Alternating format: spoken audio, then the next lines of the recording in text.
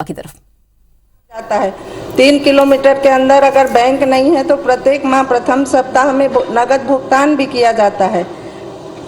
नगद भुगतान जैसे कलेक्टर के अनुमोदन से होता है और पंच सरपंच सचिव के साथ 2 गणमान्य ग्रामीण नागरिक जाके करते हैं। जी, मेरा वनांचल क्षेत्र है और सामने बैंक नहीं है, तो बैंक नहीं के कारण आधा बैंक से मिलते हैं और आधा ग्राम पंचायत से। उसको ग्राम पंचायत ही सबको करा देते तो अच्छा होता माननीय मंत्री जी। अगर ऐसा आपके क्षेत्र में है तो परीक्षण करा के हम सरपंच और 5 और ग्रामीण लोगों के माध्यम से करा दें। और 2018 का थोड़ा करा देते 1500 और 1000 उसको भी वो तो मैं आपको बताई क्या, अभी 2.5 साल हमारा बचा है। अब जब जन घोषणा में है तो धीरे धीरे सभी घोषणा पूरा कर रहे हैं, तो ये भी कर देंगे। 2.5 साल चल दिया और अभी आने वाला है सामने चुनाव, उसको करा देते तो आपका है आशीर्वाद देते थे। तो बिल्कुल सब घोषणाएं धीरे धीरे पूरी हो रही है, ये भी घोषणा धीरे से हो जाएगा। अभी समय है शासन के कार्यकाल की, थोड़ा तत्काल कर देते, लागू करा देते। नहीं, माननीय ज्यादा पिछड़ा हुआ है। देवभोग तक आपके भी कोई मंत्री अभी तक नहीं गए और उस क्षेत्र में छत्तीसगढ़ का और हमारे रायपुर जिले, पुराने रायपुर जिले का सबसे अंतिम छोर है। तो वहां पर आप परीक्षण की बजाय ये घोषणा कर दें कि हम उनको वहां पर नगद भुगतान करवा देंगे। उड़ीसा बॉर्डर है, बिल्कुल हम वहाँ नगद भुगतान करा देंगे। ऐसी आपकी विधानसभा में स्थिति है तो स्थिति है। धन्यवाद।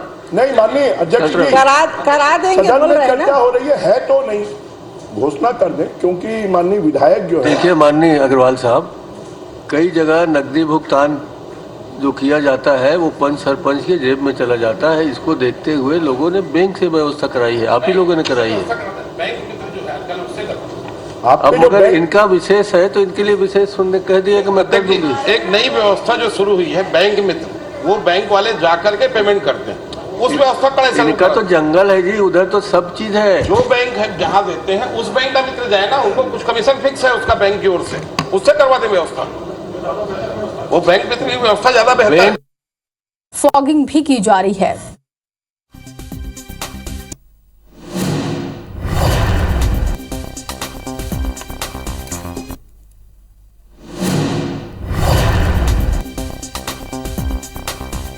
बता दें कि छत्तीसगढ़ विधानसभा के मानसून सत्र का आज चौथा दिन है।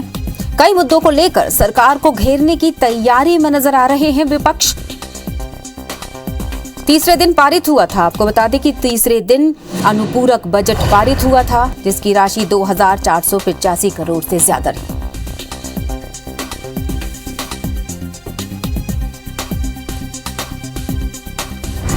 आज और प्रश्नकाल में उठा महिला बाल विकास विभाग के और पेंशन योजनाओं का मुद्दा। और बेचा आपने कितने का, वो थोड़ा सा बता देंगे। ये तो सतत प्रक्रिया है माननीय अध्यक्ष जी। हम लोगों ने जो पूरे प्रदेश में 11,000 ग्राम पंचायतें हैं, उसमें सभी ग्राम पंचायतों में गोठान बनाने का निर्णय लिया है। 3-4 बिंदु को एक साथ जोड़ करके सभी लोग प्रश्न कर रहे थे। आदरणीय रोका छेका के बारे में अजय जी पूछ रहे थे। अभी धर्मजीत भैया ने कहा कि सड़कों में गैया दिखती है। ये पूरा कंसेप्ट को सब एक साथ आप मिला देते हैं। छत्तीसगढ़ की परंपरा है, गर्मी के दिन में गैया वैसे भी विचरण करती है, राउत चलाने जाता नहीं। अब तो रोका छेका हुआ ना, अब तो धीरे धीरे रुकेगा ना। और ये योजना शुरू किए थे, पहला साल है। अब तो पिछले हरेली के दिन शुरू किया गया था।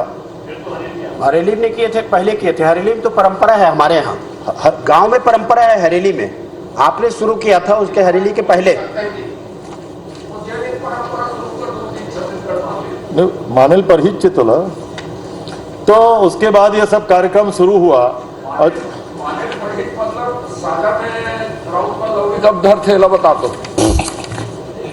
1 जुलाई धरिस लवगे राउत मन साजा में केवल ते मान ले, आप मान लो सरकार के नियम ला, तो गांव वाला मन मान लिस। अगर माननीय अजय जी हमारी परंपराओं को नहीं जानते तो मेरे को दुख है इसका। मैं जो पूछ रहा हूँ उसको बोलो। अध्यक्ष जी, माननीय नेता प्रतिपक्ष जी ने जो प्रश्न किया, हम लोगों ने जो 97 करोड़ की गोबर की खरीदी की, उसके विरुद्ध छत्तीसगढ़ में लगभग 8 लाख क्विंटल वर्मी कंपोस्ट और 2 से 2.5 लाख क्विंटल सुपर कंपोस्ट हमने विक्रय कर लिया है।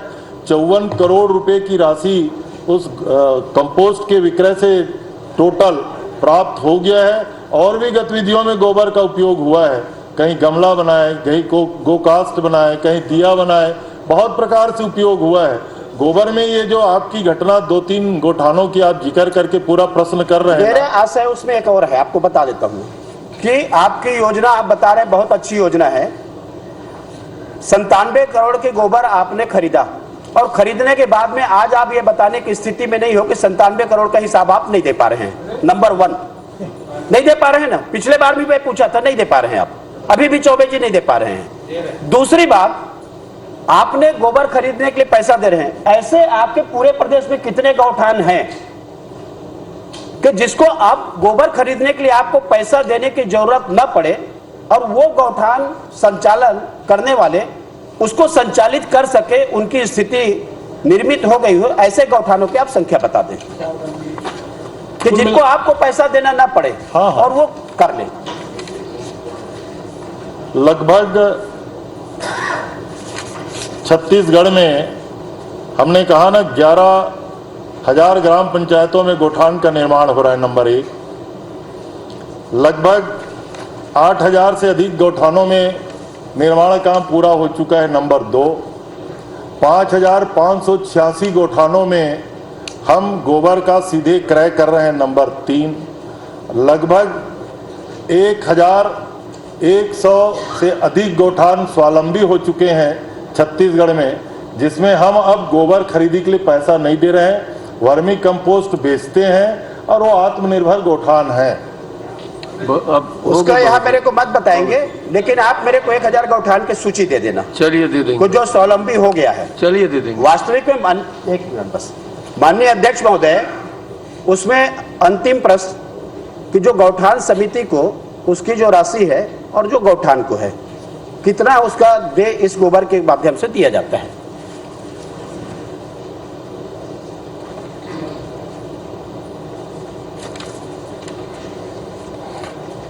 माननीय अध्यक्ष महोदय, गोबर विक्रय की जानकारी तो मैं आपको, गोबर खरीदी की जानकारी और वर्मी कंपोस्ट की विक्रय की जानकारी तो मैंने आपको दे दिया। लाभांश लगभग ये जो टोटल लगभग जो एसएचजी की महिला समिति है उसको 3.27 और गोठान समिति को लाभांश 0.58 जो टोटल लाभ होता है उसका प्रतिशत दिया जाता है। माननीय अध्यक्ष जी, माननीय मंत्री जी ने अपने उत्तर में कहा है कि प्रदेश के 4 जिलों में गोबर खरीदी केंद्रों में गोबर की चोरी होने व पानी में बह जाने की शिकायत प्राप्त हुई है। मैं माननीय मंत्री से जानना चाहता हूं कि गोबर को सुरक्षित रखने की जवाबदारी किसकी है, इसकी नियुक्ति का आधार क्या है?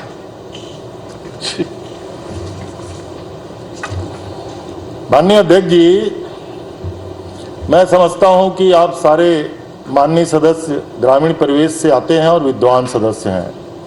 गौठान पंचायती राज एक्ट के तहत ग्राम पंचायत की संपत्ति होती है। गौठान समिति का गठन किया गया है इस कार्य के लिए। एसएचजी की महिलाओं को वहां रोजगार के लिए जोड़ा गया है।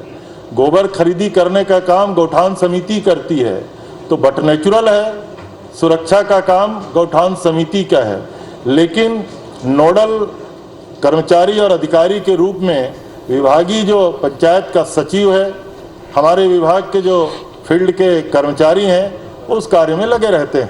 माननीय अध्यक्ष जी, बड़ी खबर, जहां सदन में गोठान में गोबर की सुरक्षा कौन करता है, ये मुद्दा उठा। विधायक शिवरतन शर्मा ने सवाल उठाया।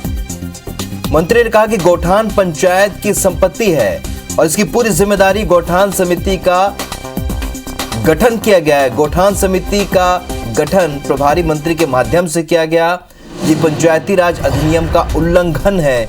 उन्होंने कहा कि गौठान समिति के नाम से राजनीति की गई है, इसमें कांग्रेसियों को शामिल किया गया है।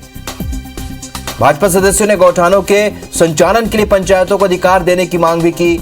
वे अपनी मांग पर अड़े रहे और मंत्री ने कहा कि पंचायत के किसी भी अधिकार का हनन नहीं हुआ है। जवाब से संतुष्ट भाजपा सदस्यों ने सदन से वॉकआउट कर दिया।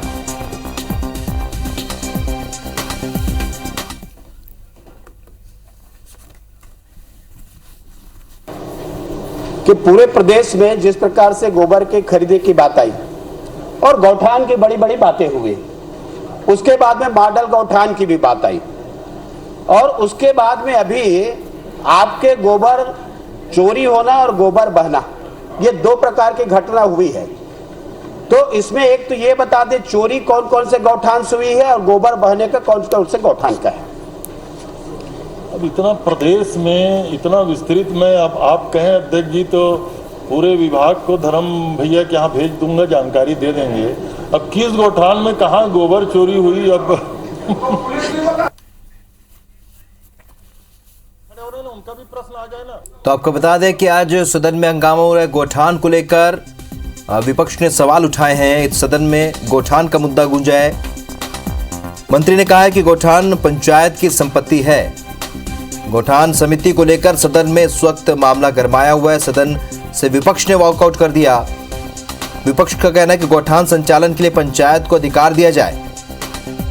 तो जवाब से संतुष्ट बीजेपी विधायकों ने सदन से वॉकआउट कर दिया है।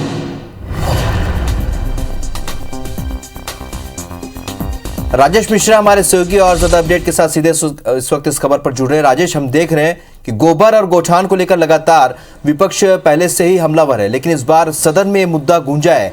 क्या कुछ विपक्ष की मांग है?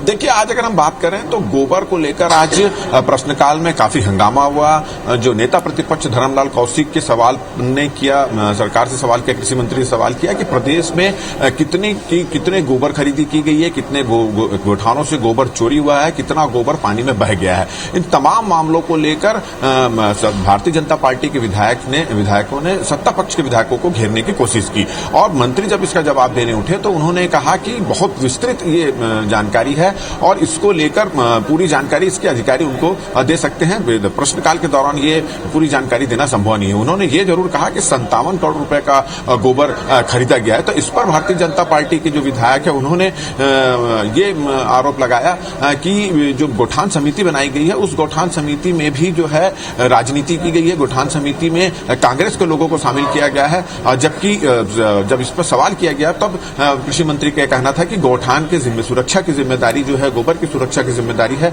वो पंचायत की है। तो इसको लेकर काफी देर तक हंगामा होता रहा। सत्ता पक्ष और विपक्ष के बीच काफी नोकझोंक की भी स्थिति निर्मित हुई और मंत्री के जवाब से असंतुष्ट होकर सत्ता पक्ष के विधायकों ने सदन से बहिर्गमन भी किया। हमारे साथ विधायक कुलदीप जुनेजा यहाँ पर मौजूद हैं। आज की अगर हम बात करें तो गोबर को लेकर, गोबर की खरीदी को लेकर, गोबर की चोरी को लेकर काफी हंगामा हुआ और जो मंत्री के जवाब उससे असंतुष्ट होकर विपक्षी सदस्यों ने वॉकआउट भी किया। क्या देखिए, विपक्ष के पास कोई मुद्दा नहीं है। आज पूरे प्रदेश में गोबर के नाम से पूरी जो गोबर का काम करने वाले, गौशाला चलाने वाले, गौठान वाले सब गोबर के नाम से खुश हैं और सबकी आय भी बढ़ी है और सबको लाभ भी हो रहा है। इसको लेकर भारतीय जनता पार्टी के लोग परेशान हैं और उनके पास कोई मुद्दा विहीन है। मुद्दा विहीन होकर किसी भी बात में विरोध करके विरोध करते हैं, बाकी कोई बात नहीं। देखिए, एक बात इसमें यह भी आई कि गौठानों से गोबर चोरी हो रहा है, पानी में बह रहा है, इस तरह की शिकायतें सभी जगह हुई। और दूसरी ये भी शिकायत पर लोगों को परेशानी थी कि जो गौठान समितियां बनाई गई उसमें कांग्रेस के लोगों को ज्यादा से ज्यादा शामिल किया गया है, जबकि पंचायत के का उसमें वो नहीं किया गया। पंचायत की जिम्मेदारी तो तय कर दी गई मगर उनकी सलाह नहीं गई है। इसके बारे में पूरे नियमों का पालन करते हुए, जो पंचायत के नियम थे उनको पालन करते हुए पूरे गौठानों की समिति का गठन किया गया है। इसमें कहीं किसी प्रकार की कोई शिकायत नहीं है। सिर्फ भारतीय जनता पार्टी का जो बता रहा हूँ विरोध करना करके विरोध कर रहे हैं। हमारे साथ विकास उपाध्याय भी यहाँ पे मौजूद हैं। ये एक गोबर का मामला जो उठा, उसके अलावा जो डमरूधर पुजारी हैं भारतीय जनता पार्टी के विधायक, उनका कहना है कि वन क्षेत्रों में जो पेंशन दिया जा रहा है उसको नकद देना चाहिए कि उनके आसपास बहुत जगह इलाकों में बैंक नहीं है। तो उसको लेकर भी बात की। हालांकि मंत्री ने व्यवस्था कर दी है कि परीक्षण कराया जाएगा और जहां बैंक नहीं होगा उसको नकद भुगतान भी किया जाएगा। इसको लेकर भी थोड़ी सी देखिए, भूपेश बघेल जी की कांग्रेस की सरकार संवेदनशील सरकार है। किस प्रकार से वन उपज से लेकर हर चीज में ग्रामीण अंचल के लोगों को और जो अंतिम छोर के व्यक्ति हैं जिनकी मदद कभी नहीं हो पाती थी, उनके लिए योजना लाई। अब उनकी सहूलियत के अनुसार अगर बैंक वहां पर नहीं होगी तो उनको नगद भुगतान किया जाएगा। तेंदुपत्ता के मामले में भी आप देखिए नगद भुगतान की सुविधा रखी है। तो विधायक की तरफ से प्रश्न लगा था और मंत्री जी ने उसका जवाब भी दिया है और मैं समझता हूं कि सरकार उस चीज को समझती है, इसलिए वहां वो सुविधा मुहैया कराएगी। नगद जहां तक भुगतान की बात है तो अध्यक्ष जी ने आसंदी से कहा कि जब नगद भुगतान जहाँ कहीं दिया जाता है तो उसमें बीच के बिचौलिया लोग कुछ पैसा खाते हैं। इसको लेकर चेक की व्यवस्था की गई थी, चेक के माध्यम से पहुंचाया जाता था। अगर पर्टिकुलर किसी एक उनको व्यक्ति को कुछ है तो नगद भुगतान भी कर दिया जाएगा, लेकिन नगद भुगतान के करने में बहुत सारे घपले होते थे। ऐसा तो आपने सुना कि ये 2-3 मुद्दे थे जिसको लेकर काफी प्रश्नकाल के दौरान हंगामा होगा। मगर बहुत महत्वपूर्ण मुद्दा ये था कि प्रदेश में गोबर की चोरी हो रही है, पानी में बह रहा है और इसके लिए सरकार को जिम्मेदार ठहराया गया और इसको लेकर मंत्री का जो जवाब है उससे असंतुष्ट होकर भारतीय जनता पार्टी के सदस्यों ने सदन से बहिर्गमन किया। तो राजेश, इस वक्त भी सदन की कार्रवाई जारी, नजर बनाए रखिएगा, आगे भी आपसे अपडेट लेंगे। इस जानकारी के लिए बहुत बहुत शुक्रिया आपका। का मुद्दा उठा है, बीजेपी ने शून्यकाल में मामला उठाते हुए चर्चा की मांग की है। स्थगन प्रस्ताव पर काम रोककर चर्चा कराए जाने की मांग की। विपक्ष ने साइबर ठगी का गढ़ बन चुका है छत्तीसगढ़, ये बीजेपी के जो सदस्य उनका कहना है। विधानसभा में बृजमोहन अग्रवाल ने यह बात कही है। प्रदेश में आत्महत्या की घटनाएं भी बढ़ रही हैं, यह भी उन्होंने कहा। तो छत्तीसगढ़ विधानसभा में कानून व्यवस्था का मुद्दा उठा है। बीजेपी ने शून्यकाल में मामला उठाते हुए चर्चा की मांग भी की है। तो स्थगन प्रस्ताव पर काम रोककर चर्चा कराए जाने की मांग विपक्ष ने की है। साइबर ठगी का गढ़ बन चुका है छत्तीसगढ़, बीजेपी सदस्यों ने कहा। विधानसभा में बृजमोहन अग्रवाल ने कहा कि प्रदेश में आत्महत्या की घटनाएं बढ़ रही हैं, जो कि चिंता का विषय है।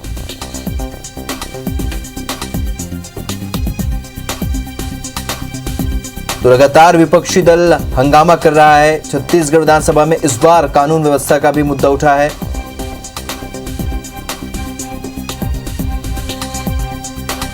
राजेश मिश्रा हमारे सहयोगी और जानकारी साथ फोन लाइन पर जुड़े हैं। राजेश, कानून व्यवस्था को लेकर क्या कुछ कहा है विपक्ष ने?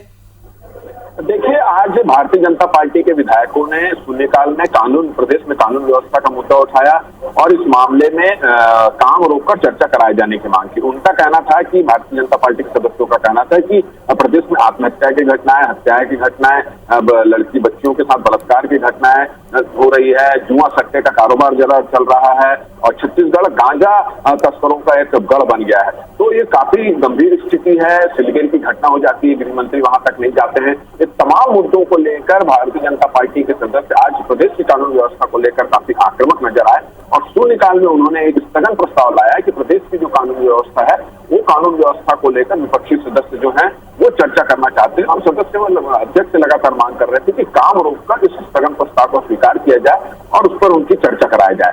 तो इसमें काफी देर तक इसको लेकर बहस होती रही। नेता प्रतिपक्ष धर्मलाल कौशिक ने कहा कि बृजमोहन अग्रवाल धर्मलाल कौशिक ने कहा कि प्रदेश में आत्महत्या के मामले में पूरे देश में छत्तीसगढ़ जो है अव्वल स्थान पर रह गया है।